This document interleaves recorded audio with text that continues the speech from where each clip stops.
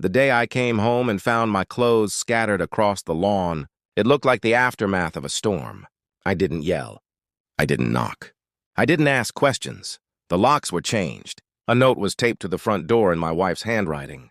It read, "Reflect on your actions." So I did. 3 years. That's how long I carried that house on my back. Mortgage, bills, repairs, while they lounged inside like queens. My wife and her 3 sisters, unemployed, entitled, always talking about family, but family doesn't ambush you. Family doesn't exile you for asking for help. I told them we needed to cut back. I laid the numbers out like a doctor delivering bad news. "We were bleeding money," I said. "If you expect me to keep paying this mortgage alone, something has to change." Their faces hardened. My wife looked at me like I was speaking another language. Her eldest sister rolled her eyes. The youngest laughed under her breath. 2 days later, I was out. We weren't always like this.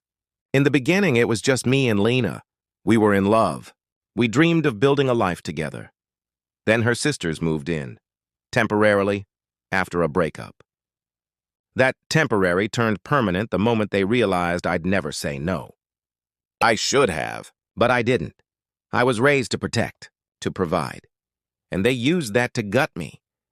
That night I slept in my car. You think you know pain until you see your reflection in the rearview mirror at 2 a.m. and realize you're staring at a man who let love blind him. That was the moment it all shifted. I didn't get mad. I got methodical. Step 1. I called a lawyer, the kind who works quietly and smiles like a shark. Step 2. I stopped all auto payments. Mortgage, utilities, everything tied to my accounts vanished overnight. Step 3. I pulled every transaction from the past year, every spa day, every delivery, every girls' night, all under my name. They'd spent thousands. I'd been silent. Not anymore.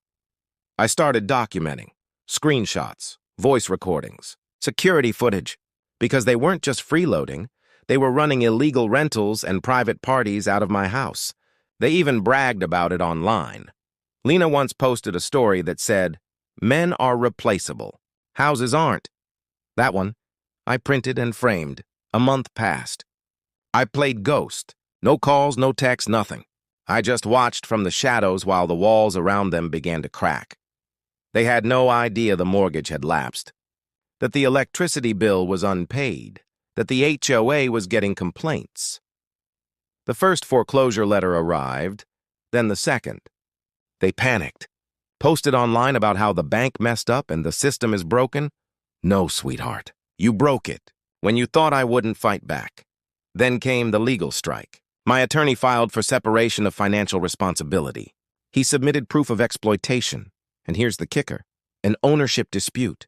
Turns out I added Lena's name to the deed, but not her sister's. I still owned 75%. We made a quiet offer to the bank, bought back the property through a third-party LLC I formed just for this. The house was no longer mine. It was my company's, and that company served them an eviction notice. I showed up on the final day. They were frantic, dragging trash bags of clothes into a rental car. The front yard looked like a clearance sale gone wrong.